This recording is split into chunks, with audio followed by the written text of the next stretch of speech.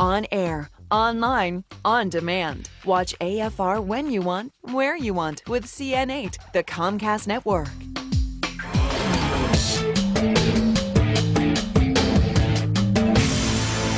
And hello, everyone. I'm Art Fennell. Thanks, as always, for joining us for the report.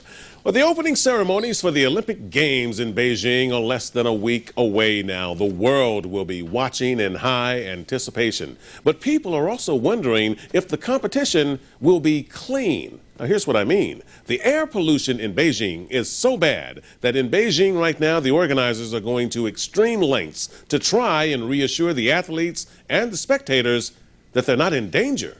The question is, will the drastic measures be too little, too late? Here's correspondent John Voss with more on our clean competition report from China. And so it returns. After just a few clear days, a heavy grey haze once again hangs over this Olympic city. Beijing's air quality today probably is not yet up to what the world will be expecting from an Olympics hosting city. With the dead calm conditions and a build-up of pollution, Chinese officials have announced another emergency plan. More factories will be closed in Beijing as well as 9 neighbouring cities. Already, Beijing has taken half the cars off the road with a system of odd and even licence plates.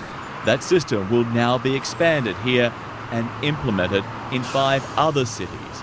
The new emergency pollution measures will take effect 48 hours before a forecasted period of still calm conditions, when smog usually builds up and can't be dispersed. We're still optimistic that during the Olympics we can reduce pollution below our target threshold, says this senior official. But some athletes are not convinced.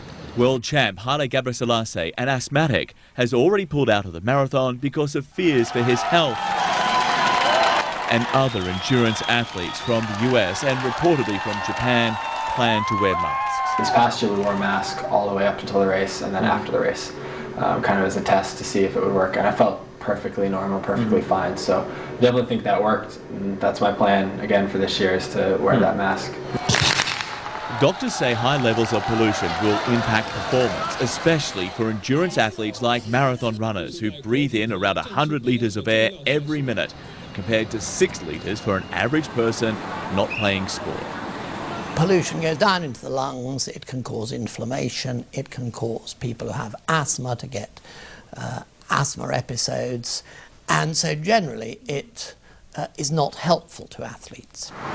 And with this city shrouded in grey, it's a long way from the Green Games Beijing had promised when it won the right to hold the Olympics 7 years ago. John Voss, Beijing. Well, Dr. Gokhan Mutlu is a researcher at the Northwestern University School of Medicine. He recently authored a report warning of the dangers posted by bad air. And he joins me now from Chicago to talk more about this. Doctor, thank you very much. We just looked at this report from Beijing, and they talked about the air quality there. What concerns you when you see reports like that in terms of how bad that air might be for these athletes? Definitely the air quality in Beijing is worse than many U.S. cities.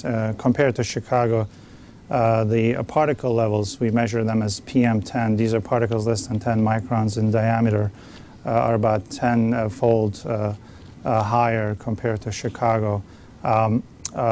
This will lead to, this will cause health effects on the athletes, mainly those who have asthma and those who actually will perform in the outdoors. But our concern in our report was mainly on the spectators because of the effects of pollution on the cardiovascular system. Well, let's talk about that, and I want to talk about it in twofold. First, let's deal with it from the athlete's point of view.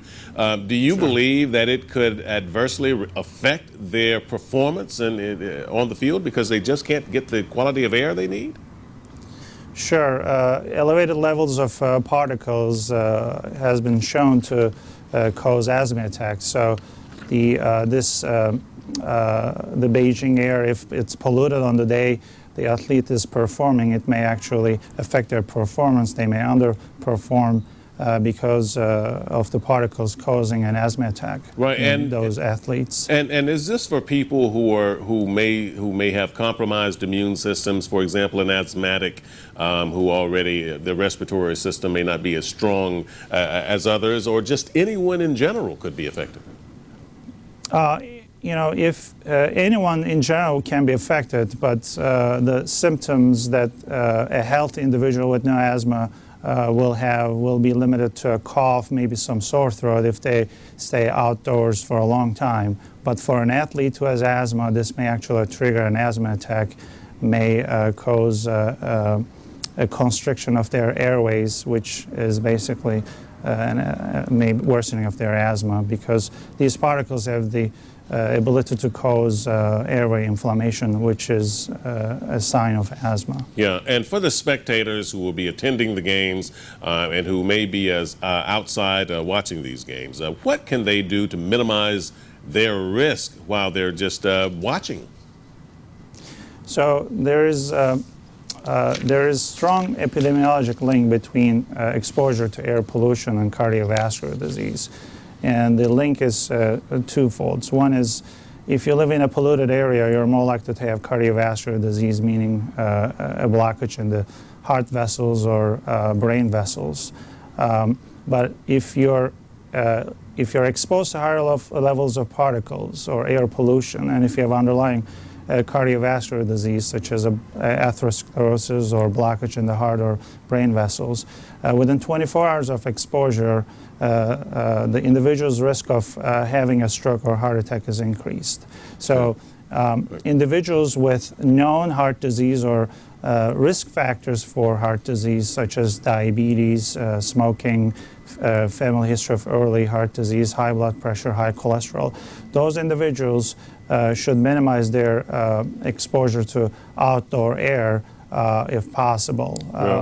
Especially if on the day, despite the measures, if the pollution levels are high. Well, let's hope that they'll all be okay. Obviously, I hope so. We need the air, and if the air quality is compromised, then that is cause for concern.